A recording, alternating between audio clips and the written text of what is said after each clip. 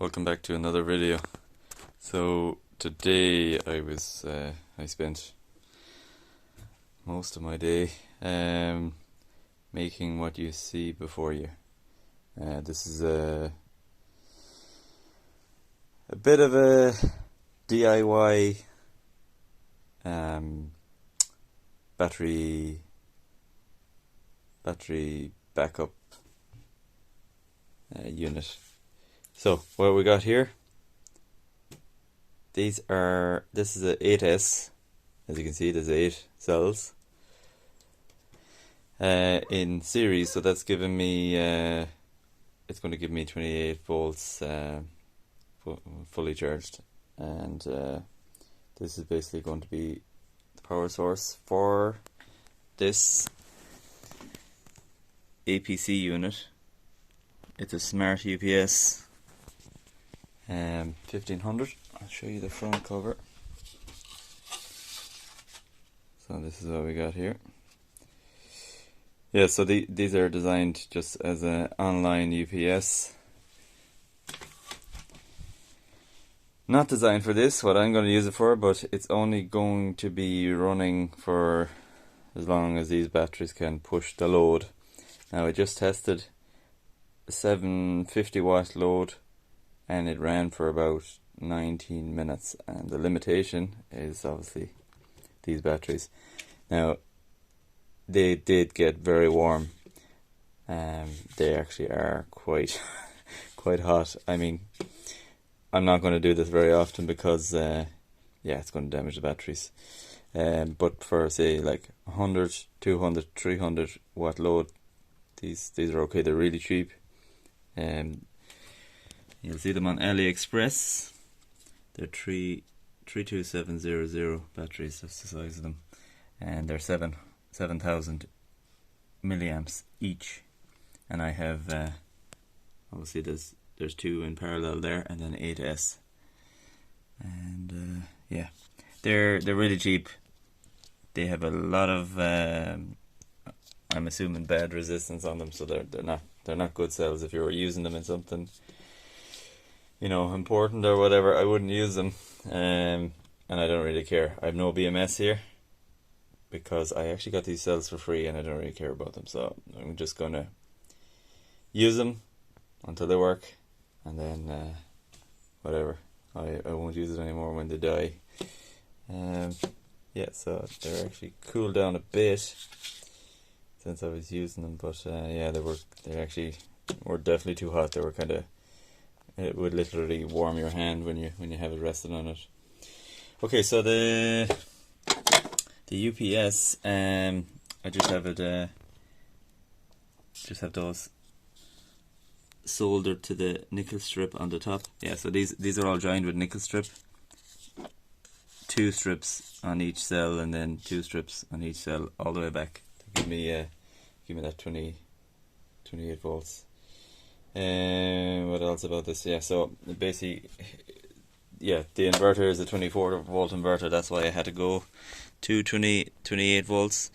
So yeah, it's just joined in there, positive negative, into the back of the UPS. Now, so I'm just testing this at the moment, but the inverter, when it's running on a low load, it doesn't seem to pick up the voltage of the battery, so it starts beeping. So I literally just, you can see that little copper coil there, that was the speaker, so I basically just ripped this off the top. That's the little magnet in there, so I'm presuming that won't make any noise anymore because it didn't have a magnet, so should be good to go. Yeah, so that's that. So this, I'm sure this inverter could actually do well over a kilowatt easy enough. I don't know, is it rated for 1500 or not, but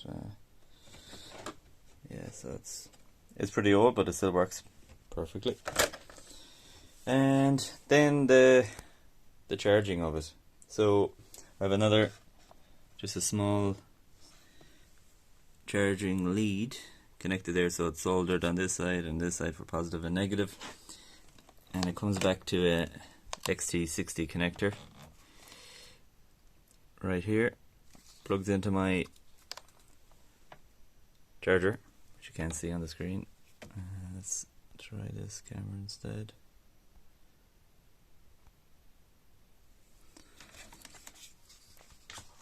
That's quite bright. There we go. Okay, so as you can see, I've discharged the battery and it's actually sitting at 24 volts. So the UPS won't over discharge these batteries because it's designed to work on lead acid, and so it brought it down to about 23.8 and then cut out. So that's good. It protects the battery in that way.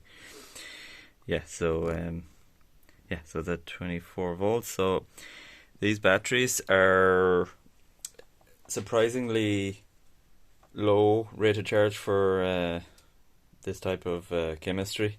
They only recommend 3 amp, and so the maximum I can charge my pack at is 6 amp, because I have 2 cells in parallel and then 8 in series, so I can go to 8S here, which it's on, and I can charge at 6 amp, and it will tell you, do you want to start unbalanced charging? And I can't even see the button, and I say yes to that, and then okay. So that'll charge the battery. I don't want to charge it now because the batteries are hot and it'll degrade them further, so I'm going to leave this a while and come back to it, test out that the speaker is not working anymore, and then put it back together. It looks good when it's together because everything's covered up, and yeah, I just have this guy literally, as you can see, I did a manual adjustment there in the front of the case, so just to pop out that lead. And I can connect other devices to this using that XT60 if they're 24 volt devices. I can literally run from that battery inside from the front of the case. So it's yeah, should be pretty good. Yeah, so the runtime anyway on these batteries, yeah, it was about 19 minutes at 700 watts. So on a lower load, because these are probably sagging a bit, the inverter it would definitely last longer. Say on a 350 it'd probably last more than twice as long. And then of course you have the no load current of this inverter as well, which I'm not sure what it is, but I reckon it's probably pretty decent. I'd say maybe less than an amp, maybe half an amp at 24 volts. So okay, please like and subscribe if you like this video. Thanks a lot. Bye.